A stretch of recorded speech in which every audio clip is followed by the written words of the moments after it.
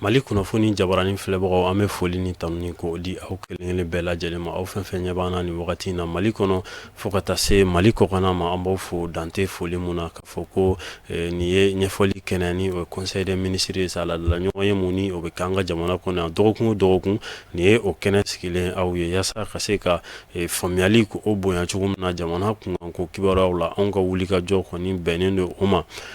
Conseil des ministres an b'a ɲɛfɔ aw ye a la kumabaw sa todunkan na faamuyali bɛ se ka sɔrɔ cogo min na n'i y'a ta k'a lajɛ conseil des ministres n'o ye ladala ɲɔgɔn ye sa ale kɔni a kɛnɛ sigira arabadon avril kalo tile 5 san 2023 jamanakuntigi ni o ye colonel Assimi Goïta ye ale tun bɛ kɛnɛ a ɲɛmaaya la fo ka taa se fanga ɲɛma ma Dr Choguel Kokala Mayiga ani ministre tɔw nin bɛɛ lajɛlen tun bɛ kɛnɛ kɔnɔna la o de hukumu kɔnɔna la sa a yirala k'a fɔ ko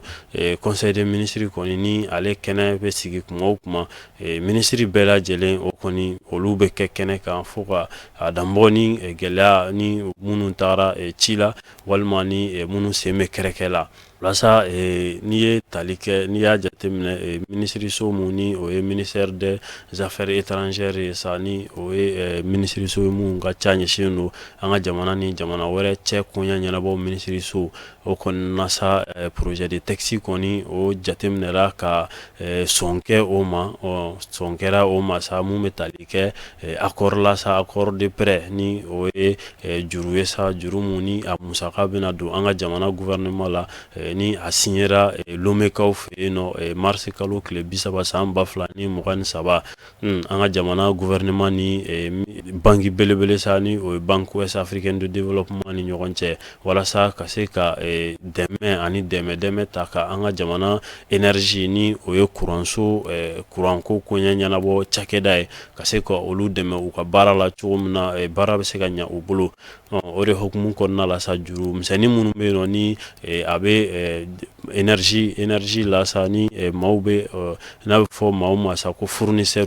olu bɛ juru minnu don énergie la ka se ka o caman ko olu sara ɲɔgɔn fɛ jamana gouvernement kɔni ni nin banque belebele in sa u kɔni y'u tigɛ di ɲɔgɔn ma ka musaka kɔni ko o ta yaasa gɛlɛya misɛnnin caman bɛ yen nɔ o bɛ kuranko la an ka jamana kɔnɔ olu bɛ se ka ban cogo min na maa minnu fana n'u olu ka juru bɛ énergie la o juru ninnu bɛ se ka sara sarako ɲumanw na cogo min na yaasa kuranko a bɛ bɔ lixiya la a bɛ kɛ maliden bɛɛ lajɛlen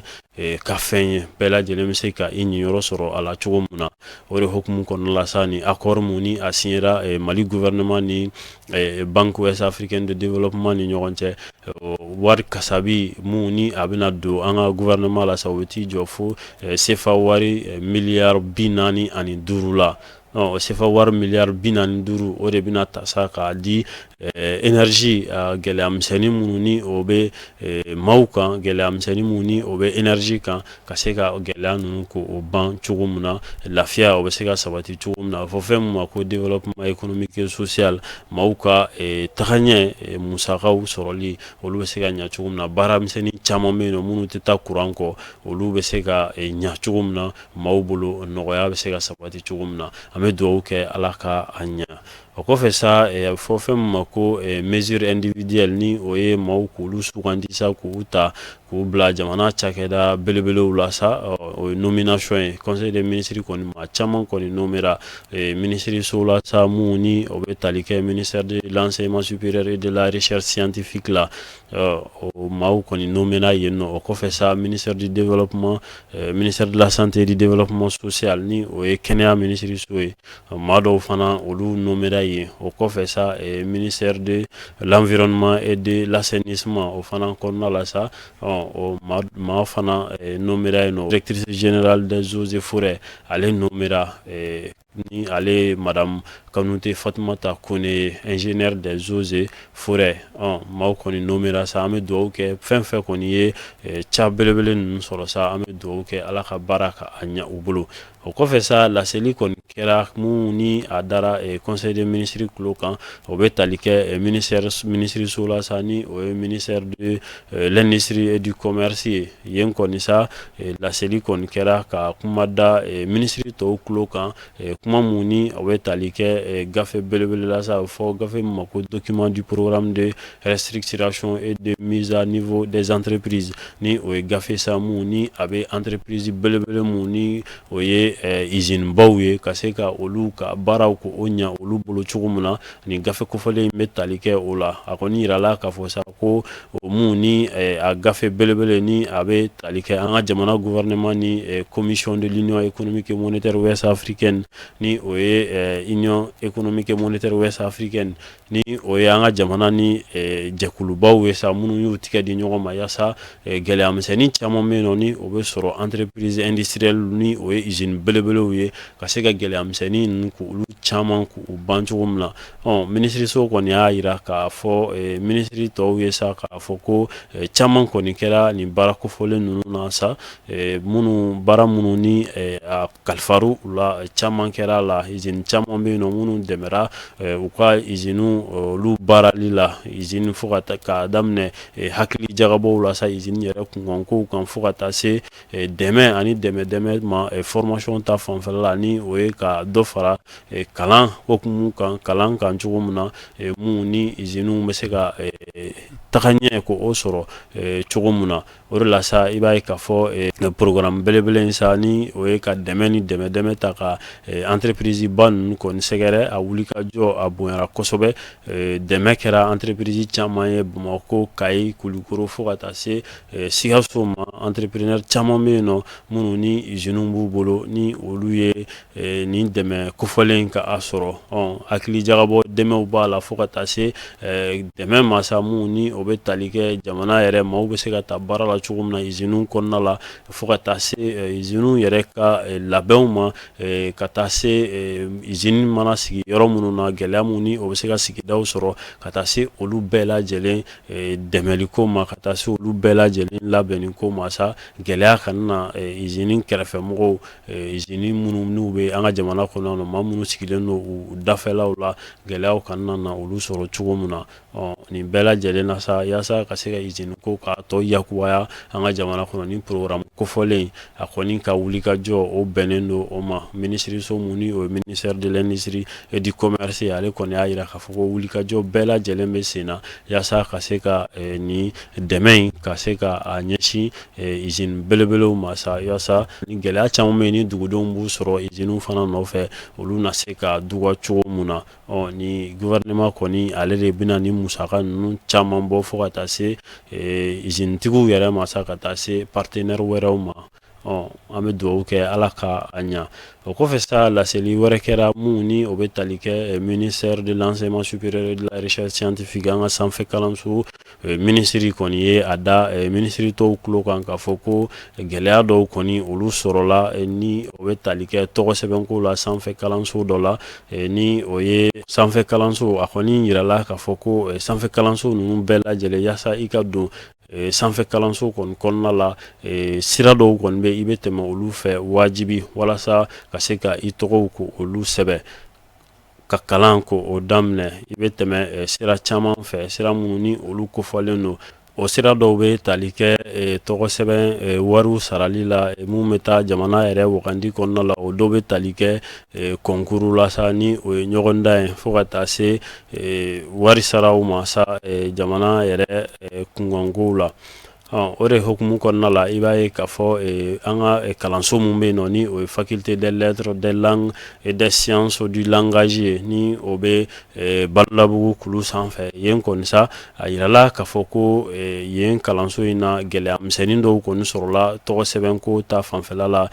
kalanden dɔw fɛ o de hukumu kɔnɔna la sa o gɛlɛya misɛnnin ninnu yaasa ka se k'a jateminɛ gɛlɛya ninnu bɔra yɔrɔ min na maaw bilala ka taa jateminɛw la ni o ye vérification ye walasa ka lisi mun ni kofɔlen filɛ nin k'a jateminɛ lisi kofɔlen kɔni sa a yirala k'a fɔ ko maa 102 ani maa 655 n'o ye 12655 étudiants ye olu kɔni de enregistrelen don o maa kofɔlen ninnu na sa o kalanden kofɔlen ninnu na a yirala k'a fɔ ko 7527 ni o ye maa 7,000 ni 520 ni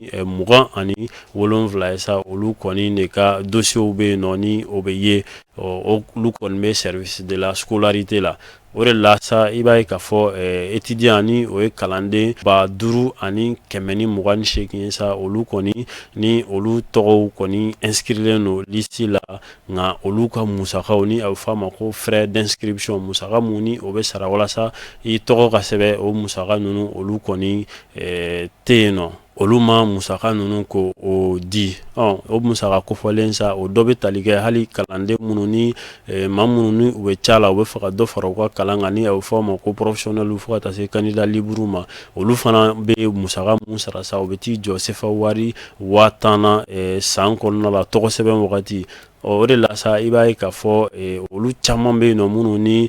u ma o wari ninnu sara wa a caman bɛ yen nɔ sa minnu yɛrɛ tagara ni olu ye 1,000 ni o ye 1,000 ko o dɔrɔn sara 5,000 francs o de hukumu kɔnɔna la sa i b'a ye k'a fɔ o bɛ gɛlɛya mun se jamana ma sa o bɛ taa i jɔ sefa wari miliyɔn caman na mun ni o tɛ don jamana kɛsu kɔnɔ o de la sa minisiriso kɔni y'a jira k'a fɔ ni o ye sanfɛkalanso minisiriso ye sa ko plainte kɔni ni o kɔni déposera yaasa maa minnu kɛra nin ko in kɔni sababu ye sa ka se ka ko lato u la cogo min na k'u ɲini k'u ye o de la sa sanfɛkalanso yɔrɔ tɔw la a kɔni yirala k'a fɔ ko jateminɛw kɔni bɛna kɛ nin bɛɛ lajɛlen na ni o ye vérification ye inscription ni o ye tɔgɔ sɛbɛn ka a koɲɛw bɛɛ lajɛlen jateminɛ walasa gɛlɛya mun ni a yelen filɛ nin sa ni ɲɔgɔnna wɛrɛ a kana kɛ an ka jamana kɔnɔ nɔ tuguni gouvernement kɔni y'a jira k'a fɔ ko jateminɛ bɛɛ lajɛlen bɛna kɛ ani fɛɛrɛ bɛɛ lajɛlen bɛna sigi sen kan walasa ka se ka tiɲɛni wale kofɔlen ka se ka ko lato a tigilamɔgɔw la cogo min na walasa segin ka na kɛ a ɲɔgɔnna wɛrɛ kan ministère mun ni o bɛ tali kɛ ministère de la santé et du développement social la conseil des ministres kɔni a kun bɛ cɛ ni olu de ka laseli ye ka caya yen kɔni sa o bɛ tali kɛ coronavirus kunkanko kibaruyaw kɔni conseil des ministres kabini a daminɛla o kɔni kunkanko kibaruyaw la a kɔni bɛ da conseil des ministres tulo kan sanga ni wagati k'a fɔ coronavirus kɔni a bɛ hakɛya jumɛn na nin dɔgɔkun in na sa a kɔni yirala k'a fɔ ko dɔ bɔra a kow la dɔɔni an ka jamana kɔnɔna la yan nka jamanakuntigi ni o ye Asimi Goyita ye colonel ale kɔni y'a jira k'a fɔ ko maaw k'u hakili to lakana fɛɛrɛw la kosɛbɛ walasa bana kofɔlen a kun na se ka cɛ cogo min na ɲuman na an ka jamana kɔnɔna la yan nɔ o la sa ɲani an ka bɔ kumaso kɔnɔna la yan nɔ an bɛ laseli ni o ye avis ye sa k'o da an ka abonné bɛɛ lajɛlen tulo kan an ka ɲɛmayaso yɔrɔ ni o ye Mali kunnafoni ɲɛmayaso ye an b'a jira an filɛbagaw la sa k'a fɔ ko aw ka danaya kosɔn sa Mali kunnafoni jabaranin kɔni bɛ sɔrɔ plateforme caman kan o dɔ bɛ tali kɛ Facebook Instagram TikTok Twitter fo ka taa se LinkedIn ma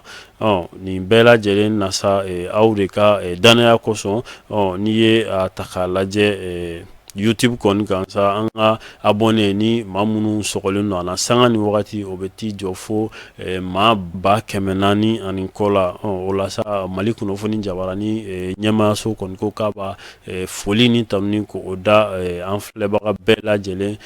ma k'a fɔ ko fɛn maa o maa de bɛ yen sa k'a fɔ ko e de bɛ fɛ i ka jagofɛnw ka lakodɔn n'i bɛ fɛ i ka publicité ka kɛ i bɛ se ka wuli ka se Mali kunnafoni jabaraniso la sa ni an sigiyɔrɔ bɛnnen don Bamakɔkura ADEMA siège national kɔfɛ walima i ka weleli kɛ nɛgɛjuru sira la ni o ye 76 65 63 82 walima 66 65 63 82 faamuyaliko ɲuman ko o da nin kan ni ne bɛ dan sigi an ka bi ɲɛfɔli kɛnɛ la conseil des ministres kunkanko nin ye a la kumabaw ye an b'aw bɛɛ lajɛlen fo an m'a kɛ diɲɛ fan o fan a k'an bɛn waati wɛrɛ ni Ala sɔnna a ma